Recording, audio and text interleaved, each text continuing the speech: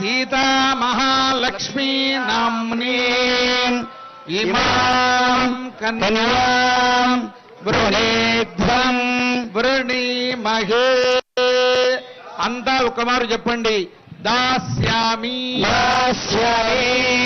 साम्राज्यवाचनं कुर्यात् ओम साम्राज्यं भोज्यं स्वराज्यं वैराज्यं परमेश्वरं राज्यं महाराज्यमाधिपत्यमयम् ప్రవర పఠనం జరిగింది.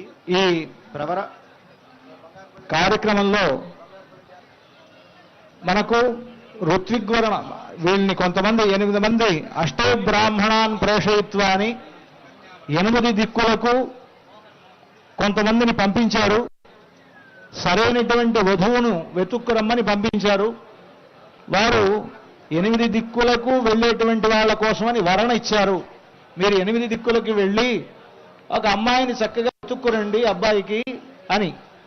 వాళ్ళు వెతుక్కుని వచ్చిన తర్వాత ఫలానా చోట ఫలానా అమ్మాయి ఉన్నది, ఆవిడ ఈ గోత్రంలో ఇలాంటి వంశంలో పుట్టినటువంటిది, ఆవిడ ఇలాంటిది అని చెప్పడంలో ఈ గోత్ర ప్రవరలు అనేటువంటివి ఇక్కడ పఠించడం జరుగుతూ ఉన్నది.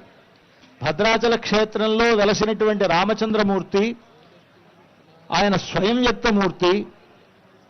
రామావతార పరిసమాప్తి తరువాత భద్రుడు అనేటువంటి మహర్షి చేసినటువంటి తపస్సుకు మెచ్చి వైకుంఠం నుంచి శ్రీమన్నారాయణుడే ఆయన ముందు శంఖచక్ర ధనుర్బాణధారి అయి అక్కడ వైకుంఠంలో ఉండేటువంటి లక్ష్మీదేవి సీతమ్మగాను అక్కడ ఉండేటువంటి ఆదిశేషుడు లక్ష్మణస్వామిగాను అనుసరించి రాగా ఆ సీతాలక్ష్మణ సహితుడై చతుర్భుజ రాముడుగా ఆ భద్రమహర్షి ముందు సాక్షాత్కరించాడు.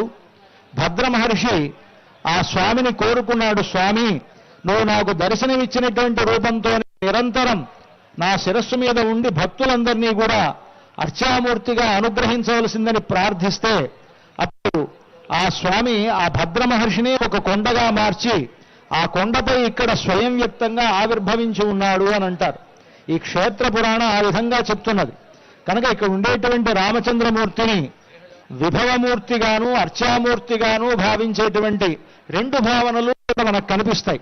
ఇలా అర్చామూర్తిగా ఉండేటువంటి ఈ స్వామిని పాంచరాత్ర ఆగమ శాస్త్రాన్ని అనుసరించి అర్చామూర్తికి చెప్పవలసినటువంటి గోత్రములను ఇక్కడ స్వామికి ఇక్కడ వినిపిస్తారు. ఇక్కడ ఉండేటువంటి రామచంద్రమూర్తి అనంత వేదాధ్యాయిని, అంటే వేదములు అనంతమైనటువంటివి అని చెప్తున్నాయి.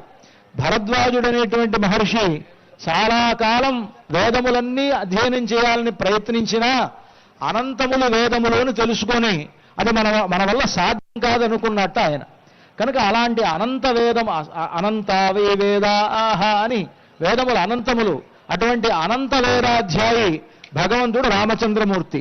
అనంత వేదాధ్యాయిని అచ్యుత పరబ్రహ్మణే ఆది నారాయణాయ నిరాకార సాకార చిరచిదీశ్వర అర్ఘాకార సాకార పరవ్యూహ విభవ అంతర్యామ్యర్చావతార స్వరూపాయ అంటూ అటువంటి ఋషులందరూ కూడా ఇక్కడ స్వామికి రామచంద్రమూర్తికి ఉండేటువంటి ఋషులు 5 ఋషులు వారు పర వ్యూహ విభవ అంతర్యామి అర్చ అనేటువంటి 5 ఋషులతో కూడినటువంటి అచ్యుత గోత్రాన్ని కలిగినటువంటి వాడు రామచంద్రమూర్తి అని రామచంద్రమూర్తి యొక్క గోత్ర ప్రవరలు పఠించారు.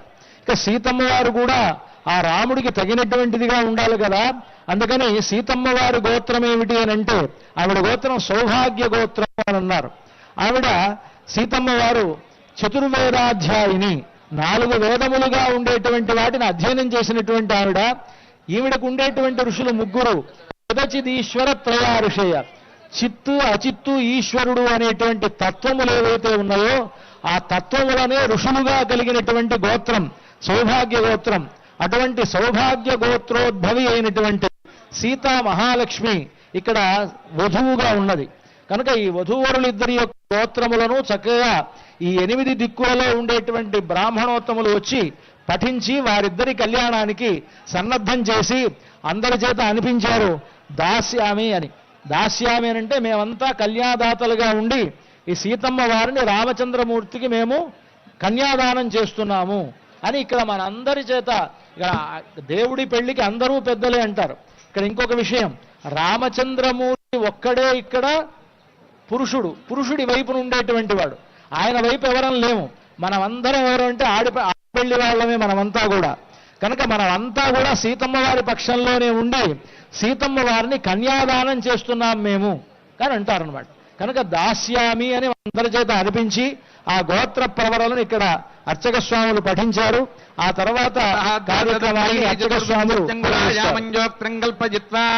సుగంధనానులిప్య తండులోపరినిధాయ అర్యమణం సోమం రాజామిద్భ్యాభ్యాం మంత్రాభ్యామిభిమంత్రియ ఓం అర్యమణం బృహస్పతిమింద్రం దానాయ చోదయ వాచం విష్ణుగుం సరస్వతీకుం సవితారం చ వాజినం సోదభగం రాజాం వరుణభద్రమన్వారభామహే ఆదిత్యాను విష్ణుగుం సూర్యం బ్రహ్మాణం చ బృహస్పతిం యోత్రాధిదేవతాజై శ్రీ మహాలక్ష్మ్యై నమః ఆవాహయామి.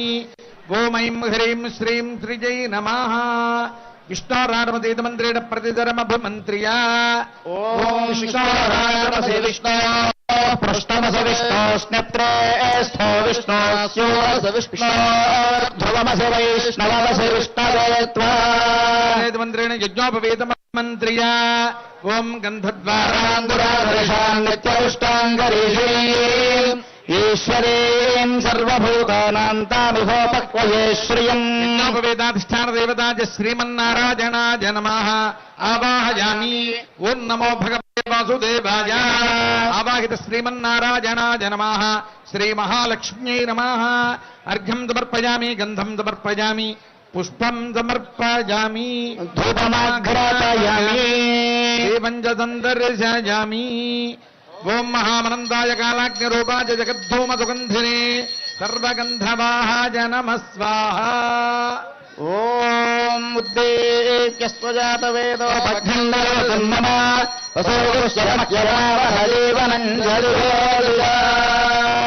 రామదాస గోవింద ధూపదీపానంతరం శుద్ధాత్మనీయం సమర్పయామి, పుష్పైః పూజయామి. ఓం కేశవాయ నమో నారాయణ మాధవాయ గోవిందాయ నమః. ఓం విష్ణవే నమః. ఓం మధుసూదనాయ నమః. ఓం త్రివిక్రమాయ నమః. ఓం వామనాయ నమః. శ్రీధరాయ నమః. ఋషికేశాయ నమః. పద్మనాభాయ నమః. ఓం దామోదరాయ నమః. వాసుదేవాయ నమః. ఓం సంకర్షణాయ నమః. ప్రద్యుమ్నాయ నమః. అనిరుద్ధాయ నమః. పురుషోత్తమాయ నమః. దోక్షాయ నరసింహాయ నమః. అచ్యుతాయ నమః. ఓం జనార్దనాయ నమః. ఓం ఉపేంద్రాయ నమః. హరయే నమః. శ్రీకృష్ణాయ నమః. ఓం శ్రీం శ్రీజై నమః. ఓం భూం భూమ్యై నమః. ఓం నీం నీలాయ నమః. ఆవాహిత శ్రీమన్నారాయణాయ నమః. శ్రీ మహాలక్ష్మ్యై నమః. ఫలనివేదనం సమర్పయామి. ఓం భోక్ష్యాపరిహిత్యా నివేద్య. ఓం ఓం ఓం హం హం హం ఇదమిదమిదం గృహాణ స్వాహ. తాంబూలం సమర్పయామి. సువర్ణ దివ్య మంత్ర పుష్పం సమర్పయామి. యథాస్థానం ప్రతిష్ఠా క్షమస్వ. వందే రాజేత మంత్రేణ శ్రీ సీతా మహాలక్ష్మీ దేవ్యాః కటిస్థానే యోక్త్రధారణం కృత్వా. అమ్మవారికి ధరింపజేసేటువంటి యోక్తాన్ని అందరికీ కూడా దర్శింపజేస్తున్నారు. యోక్త్రము అంటే దర్భలతో చేసినటువంటి తాడు. ఈ దర్భలతో చేసినటువంటి తాడుని అమ్మవారి యొక్క కటిస్థానంలో కట్టడం జరుగుతుంది. దేనికి కడతారయ్యా అంటే సాధారణ